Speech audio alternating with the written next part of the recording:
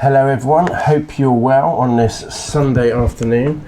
I don't know where you are in the country. I'm in Cornwall. The weather's been a bit touch and go. The sun didn't really come out as forecast till, sort of 4 or 5 p.m. or something like that. So, yeah, I hope you've had a good one wherever you are.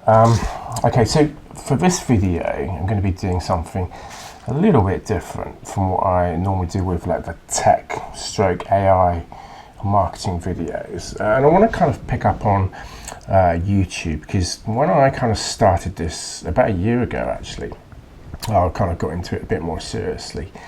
I made a video around about sort of September, October time about YouTube, some of the tips and tricks that I'd kind of picked up in that short space of time. So 1 year on, obviously I've learned a lot more, as you'd expect. I've decided to do another video. It's not going to be a massive video, but another video just to kind of cover some of the things which I've definitely learned, without a doubt, in the last year. So if you're quite new to YouTube and you've only been doing it for maybe 3, 6, 9 months, certainly 3 to 6 months, you'll find this video quite useful. It depends on your aims and your objectives, but stick with it and we'll move on. We'll get into it. Okay, so I've got my little list in front of me here. It's not going to be a huge video, but I'm just going to kind of skim through it, keep it nice and short, sharp and snappy.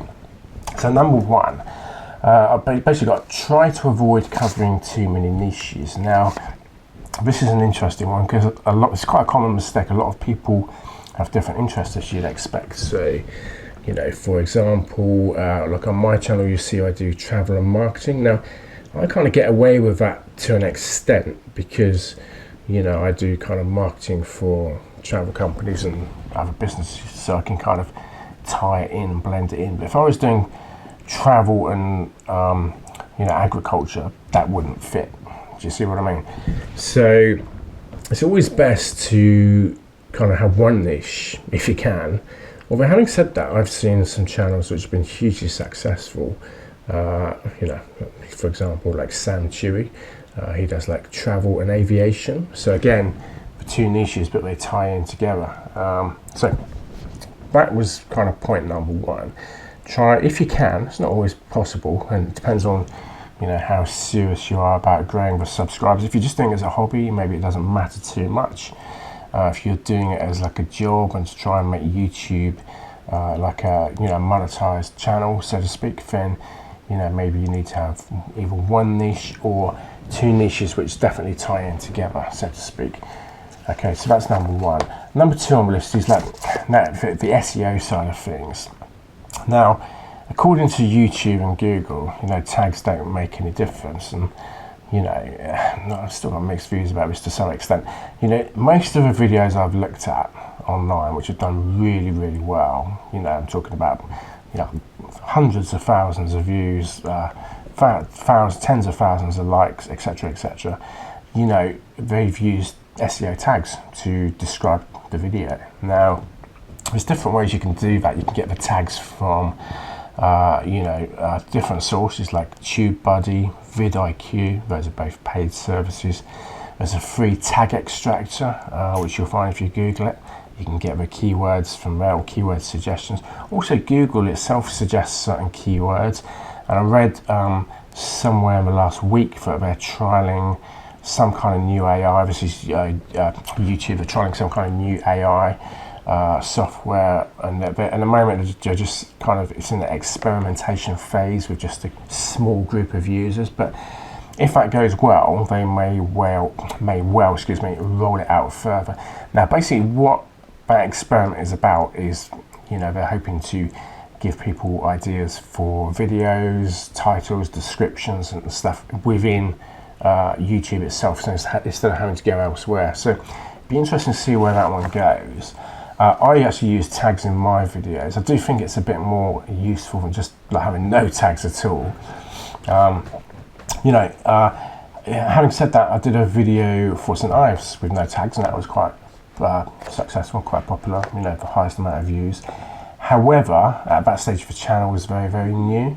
I think that's one of the first or second videos I did late kind of mid to late autumn last year. So, if you look at all the channels that are, let's say doing really well, vast majority of them use tags to describe the video, so when they upload the video, they put SEO tags in. So, and if you look at channels which aren't doing well, who are struggling, 2 subscribers, struggling to get 1 like, 3 likes, etc., they're not using tags. So, it's worth paying attention. It's worth, it's definitely worth doing. There is a bit of conflicting information about it. If you Google it, it will say don't bother. Google doesn't take it into account. But if you read other sources, it will say use SEO tags to describe the video. So I recommend doing that. I don't think it does any harm. And from what I've seen, a lot of the YouTubers straight videos which have been really successful use SEO tags. So I will move on from that one. Number 3. So when I first started, I was using like music from what's the name? It's a free, but no copyright sounds. I apologize, I couldn't quite remember that. Now the problem, well, it's not a problem, but the issue with that is you have to put like an attribution in the description. So you have to put copy and paste for track name, and no copyright sounds, etc., etc. And the selection of music is a bit limited. I think it is compared to the premium paid versions with Epidemic Sound and Artlist.io, which is what I use. Look, guys, it depends. If you're just doing it as a bit of fun, as a hobby, and you're making a video every now and again, there's no point in spending any money. There's no point even buying a video camera. But if you are serious about making professional videos and hoping to monetize things in the future and using background music, then personally I recommend either Artlist or Epidemic Sound. They're both great. Epidemic Sound's a bit more expensive. It's got a bit of a wider selection of music. Artlist, which is what I use at the moment, Artlist.io. I think it's 60 quid a year for a social plan, and it's different tiers of membership. But you've got a few less songs. But to be honest, I've never ever not found a track or a music genre or type that I'm looking for. So make your own mind up. But I think that if you're going to be taken a bit more seriously, you need to have the right kind of music in place. So I'll move on from that one. Just one more point on number 3 before I do move on. I've noticed when I kind of look at some of these travel vlogging videos, some people are talking excessively.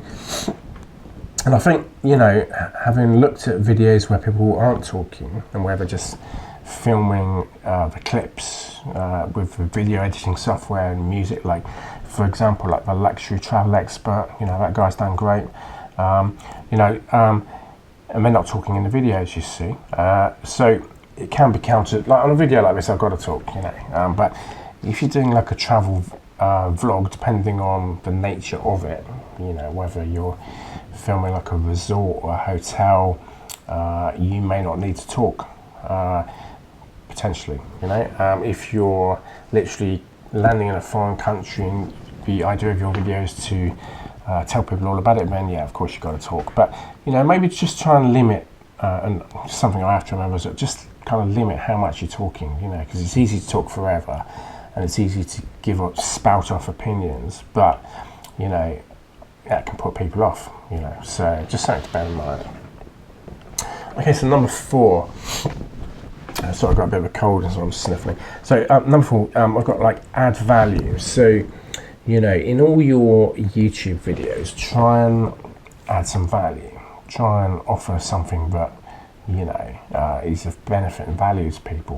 Whether you're researching like a travel destination, whether you're researching software, tech vlogs, or kind of a how-to-do video, just try and add some value. Because if you're doing like a video which kind of doesn't really add value and is more of a kind of personal, opinionated blog, it might be counterproductive. So okay, so I'll just move on. Number 5. Right, which is an interesting one. Try to be creative with your thumbnails and video titles. Now, again, when I started, I didn't really know any better because I started about 1 year ago, taking YouTube a bit more seriously. Also for a hell of a lot since then. But, you know, I've noticed in the last, you know, 6, 7 or 8 months specifically that people are trying to copy the look and feel of the thumbnails, you know, so they'll have like a picture and they'll have a, you know, maybe a picture of themselves, you know, looking amazed, you know, like that, as if they've seen something which, you know, has startled a horse, so to speak. And then, you know, they're having text in big, thick, yellow text, you know, the letters are about that high and stuff, and it all looks a bit samey. So try to be creative with your thumbnails. That's really important because the thumbnails, which is like the images people see is like a cover of your video, is got to be right, because that's what's going to entice people to click on your video.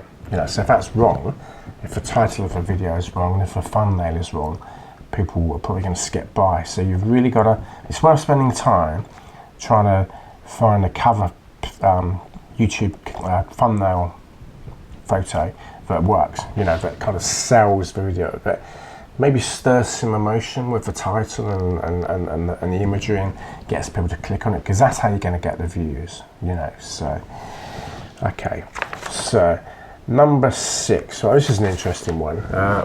Avoid being pretentious. Now, you know, I'm sure you guys have come across videos, especially you notice it a lot with like the technology videos and you know, the kind of, you know, digital marketing videos, and I try and do it a bit differently with my marketing vlogs and stuff. I just try and tell people how it is and keep things down to earth, and, you know, I don't try to, you know, spin people a load of rubbish, you know. But, you know, some of the videos I watch, you know, without naming any channels particularly, people come across as pretentious, you know, so they're trying to act a little bit more important than what they are, they're trying to act a little bit more authoritarian than you know, what they should be, you know, they're trying to claim a bit more merit than what they truly deserve. So, depending on, well, I wouldn't say depending on, but just try and avoid being pretentious. Just try and be you, try and be a bit more natural. You know, anyone who's watching this video, you know, from wherever you are in the world, they're probably going to respect it a lot more if they can see that, you know, you're not trying to pull the wool over their eyes, if you just kind of be yourself and stuff. So I'll leave that one there. You know, right, number 7. I've just got a bit of a list here, it doesn't go on too long. So yeah, number 7, make sure you've got the right kit. Right, so when I started with YouTube, I've had the account open since I think 2019 or something like that. I only started taking it a bit more seriously last year. Now, if you're going to make a go of it, you do need a proper camera. And, you know, there's all kinds of stuff on the market. Some of the stuff isn't fit for purpose. I don't think it is. In the sort of £200-300 bracket. You know, equally, you don't need to go to the other end of the scale and spend, you know, £1,000, £1,100, £1,200 if you're just starting. You know, you just don't. However, I do think you need to spend, you know, realistically, to get the right piece of kit that's going to do all the stuff you want to do, and is going to be right for you where you're at starting out on YouTube. I do think you need to be spending sort of 600 quid. That's what I spent. I bought a Sony ZV-1. Now, you know, it's probably out of date now, but it's great. It's got like a viewfinder, so that's what I'm looking into now. You need to ask yourself what kind of videos you're going to be doing. If you're going to be, you know, filming out in public in shopping malls, on beaches and nightclubs and stuff like that, I mean, you need to be looking at like a DJI 2, DJI 3.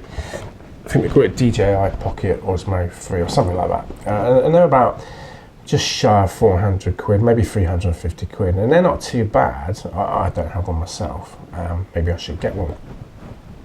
But they're great for walking around in public, and you just kind of, the camera's absolutely minute, and it just sits on the top of like a little gimbal which kind of comes with it. You know, it's not mega, you know, but the actual kit is relatively cheap, but it does the job.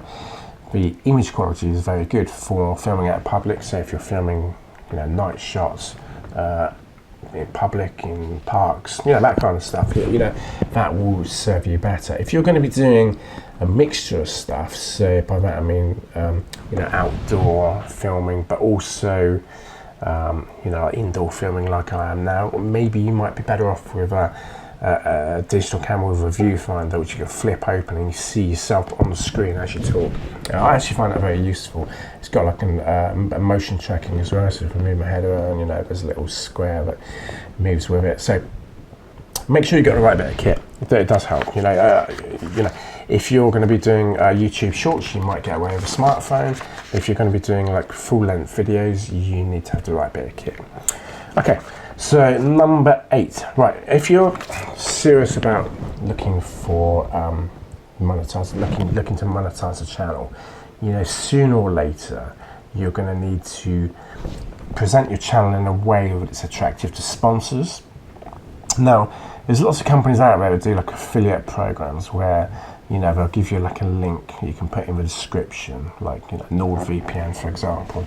And then if somebody books or makes a purchase through that link, you will then get a commission for a set period of time. Now, that's all very well, but the actual amounts of money involved, you know, unless you've got millions of subs or hundreds of thousands of subscribers, the actual you know, money you'll make from that is minimalistic.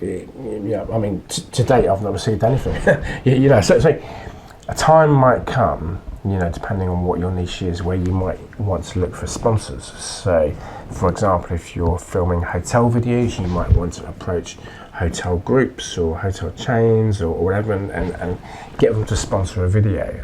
I actually find that approach, whereas I've been contacting different sponsors, varying replies, you know, some positive, some negative, but it does work. And you know, you got to innovate, because it's like everything else in life. People are always trying to replicate what's been done before. So, you know, if they see that another YouTuber has used affiliate marketing links, they try and do the same thing. If they see that another YouTuber has done their thumbnails in such a way, they'll try and do the same thing, because they think that's the blueprint, that's the pattern that's going to bring them success. But you've always got to innovate. You've got to be thinking about, you know, depending on what type of videos you do, how can you make the videos? How are you going to fund it? You know, if it's not your mainstream job, how is it going to be funded? So that's something to have a think about. You know, obviously, if you just started out, you won't be at that stage yet. But after 1 year, maybe 2 years, depending on how many subscribers you've got and, you know, where your money comes from. I work in digital marketing, for example.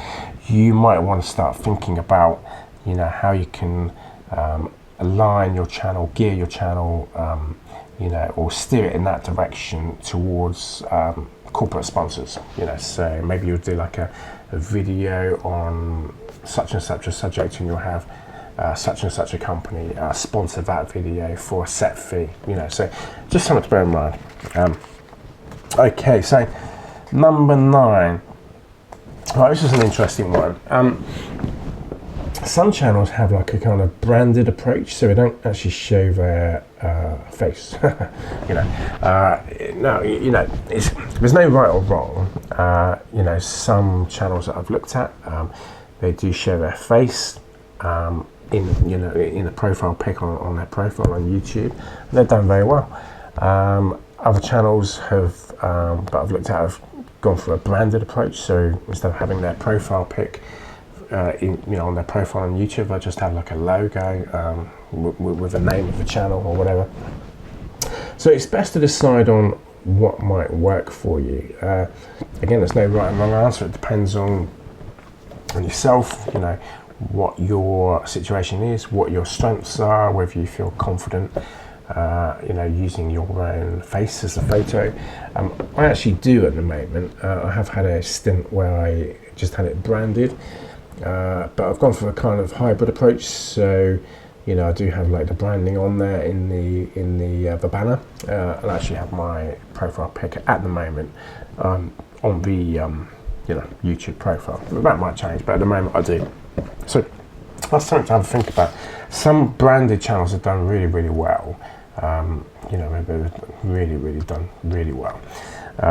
But as I said, there's no right or wrong. You know, some people have gone for a branded approach and have failed. Ultimately, the thing that will make you successful is the videos. You know, how interesting are they? You know, do they add value? You know, there's many different things to consider, you know. So, okay, we are getting through the list. I'm not going to make it a mega long video. So, number 10, look for a niche that is not overcrowded and which you could do better. Now, that's a very good point. You know, I think it's pretty obvious, but everyone likes to travel, and that's probably one of the most overcrowded niches there is, you know, because people want to be on holiday, you see. I don't know if that's quite a way to phrase it, but it's a very popular niche and people like to travel. And maybe, you know, unless you've got like a specific angle on it, you know, and you're doing stuff in a kind of bespoke way. For example, you know, filming hotel videos in the UK or around Europe, or, you know, maybe filming holiday resorts or airlines or something that's, you know, a little bit more specialist in terms of a niche. It's important to look, there are other people who do these things, so you've got to have a way to cover it in a better way. You know, you've got to be able to cover it in a way or in a perspective which is better than what's been done already. Now, if you can do that, it will really help you. You know, it's a bit too easy to choose a travel niche and just roll with that. I mean, that's part of the reason I chose travel and marketing, because I work in marketing. You know, there's a bit of a strategy to marketing and the travel industry and tech and stuff, and it kind of ties in together. And that's kind of why I kind of ended up doing that. If I just kind of chose, you know, walk with Ian or travel the world with Ian, I think there's too many. Personally, I think there's too many people doing that. So it's good to have a strategy. Okay. Okay, only 2 more to go. So number 11, simple one really. Have fun and be natural. Now, the reason I wrote that down is because, like, if you're new to YouTube, you'll probably be a little bit, you know, maybe a bit nervous in front of the camera or something. So it's important to just be yourself. You know, take deep breaths. I've been doing it for a year now. I'm a bit more, you know, relaxed, and you know, I got things refined a lot more. But when I first started, you know, I had to record things about 10 times just to get it to look and sound right. So, you know, my advice would be to you, if you are new to YouTube, is, you know, depending on what type of videos you make, is, you know, use a microphone, you know, pace yourself out, know what you're going to say, sit back the right distance from the camera. Don't sort of lean too far forwards, don't lean too far back. It's just, you know, the right sort of distance, compose yourself, talk naturally, and have fun with what you're doing. You know, whatever your passions and niches are, you know, these will come across. You know, people can tell if you're just trying to blag it, you know, or wing it, or make stuff up as you go along. People, because, you know, there's always going to be experts in certain subjects. Like marketing is a good example. There's always going to be experts out there who will know more than you. So, you know, have fun, keep it professional, try to add some value, just be natural, just be calm, and I think most people will, for the large part, respect that. So, okay, this is the last one. Right, this is an interesting one.